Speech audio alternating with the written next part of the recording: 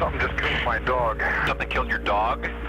My dog went flying through the air over the tree. I don't know how it did it. Okay.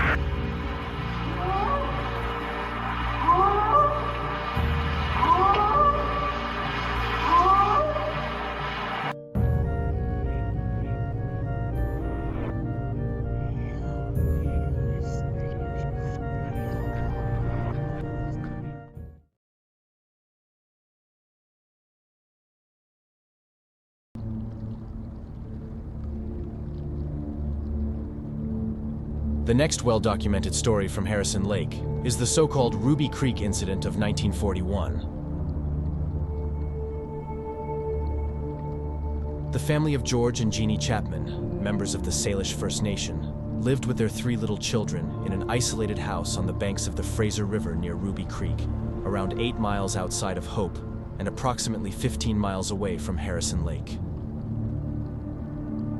At one morning in late September of 1941, one of the children came running into the house, shouting that a big cow was coming out of the woods.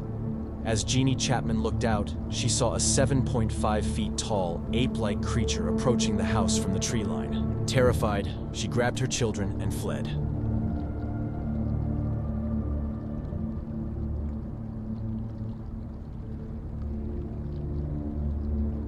As the husband, together with other men, went to the house a few hours later, they found 16-inch-long footprints that led to a shed where a 300-pound heavy barrel of fish had been lifted and smashed on the floor. The prints then led across a field and into the mountains. Footprints were found on each side of a 5-feet-high wire fence, giving another clue to the size of the creature that apparently just took the fence in one stride. Here you can see a photo of Rene Dahinden standing on the original fence of the Chapman family at Ruby Creek.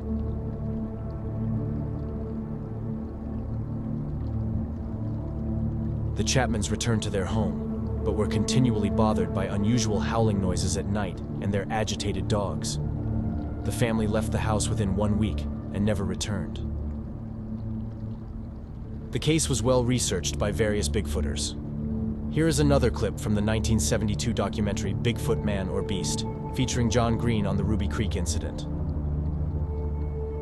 By 1956, there had been several such reported sightings, which had been reported in small local newspapers. Mr. John Green, publisher of a newspaper at Harrison Hot Springs, British Columbia, began investigating some of these sightings. Here is John Green to report on a sighting he investigated in 1957. When I first came here in about 1957, it was still pretty well open. But all this has grown up since then.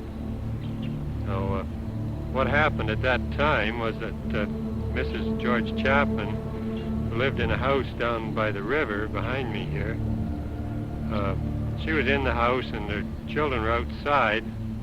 One of them came in and told her that there was a cow coming out of the woods. So she looked out and she saw this man-like thing, but about 8 feet tall and completely covered with hair like a bear. And she knew it to be a Sasquatch. This was, quite a well-known thing to the Indian people. And she was frightened, so she took the children, ran down to the river, and then through the graveyard, which is right behind me here, and came out just about here onto the track, and then ran on down to Ruby Creek. Now, she'd really only had one quick look at the thing, so it wouldn't be that convincing a story, except that a lot of people immediately went back there and saw these enormous tracks. Mr. Tifting, of course, was one of them, and can describe just what the tracks were like and what they did.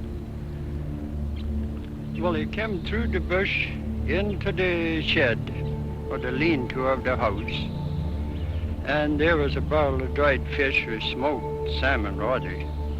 And he broke the barrel, and there was some fish eaten there and thrown around.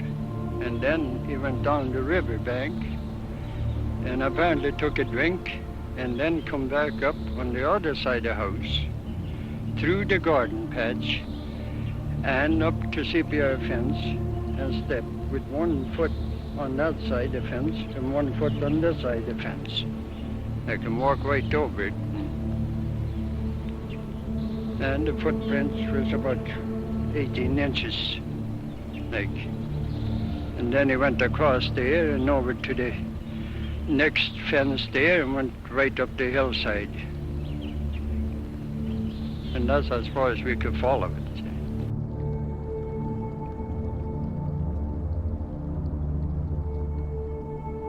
However, stories of disappeared and missing persons are still coming from Ruby Creek until today.